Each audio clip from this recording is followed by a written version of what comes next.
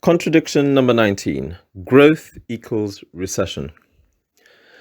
Adam Smith and Karl Marx had a useful analytic tool to explain why growth in capitalism leads to crises. The tool is a distinction between two ways of measuring the value of a commodity or good. The first is use value, and the second is exchange value. Say I need to buy a chicken in order to feed my family tonight. And given the current rate of the pound sterling, I say it's worth departing with £2 for that chicken. This £2 is simply the measure of value of what it will take to fill a few stomachs with chicken. However, out in the real world, the farmer does not ask for this fair exchange. Instead, they ask what the value of chicken is to me. If there is a shortage of chicken and I really want that chicken, it'll be worth more. If there's an abundance of chicken in supply and that chicken will be worth less. Now, this is exchange value. It is variable and seldom reflects the actual use value of the commodity, filling stomachs.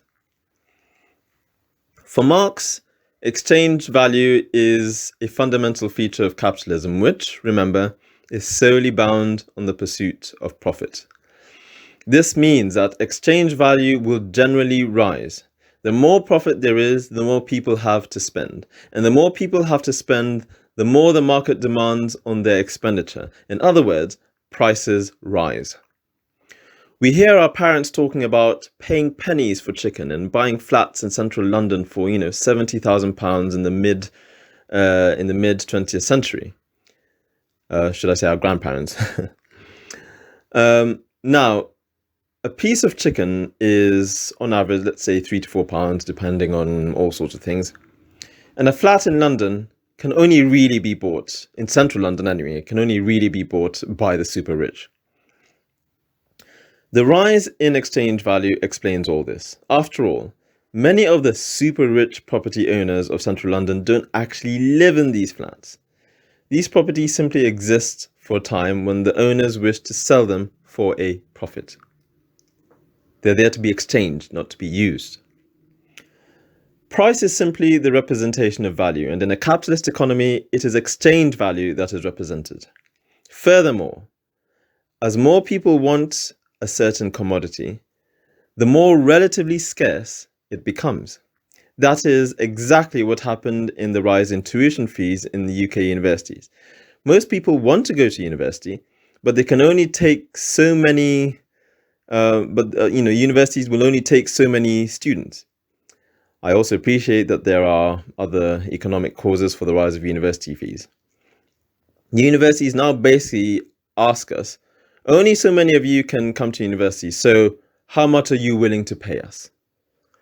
However, a time comes when prices of commodities rise so high that people are unable to afford them. Surely this simply means that prices should fall to accommodate the spending power of consumers, right? Unfortunately, this is not the case for many commodities that actually matter, including housing, where we take out huge loans to acquire them. When we take out loans, we're basically allowed to spend money that we don't actually have. This is contingent on the fact that over the course of time, we will start producing money and will slowly start to pay it back. Yet, many times, loans are simply too high. A flat worth £100,000 on a 5% interest charge to be paid over 30 years ends up being £195,000. This transaction does not make sense, and over time, the general public simply become unable to pay their mortgages. The consequence is that people stop spending money in order to save.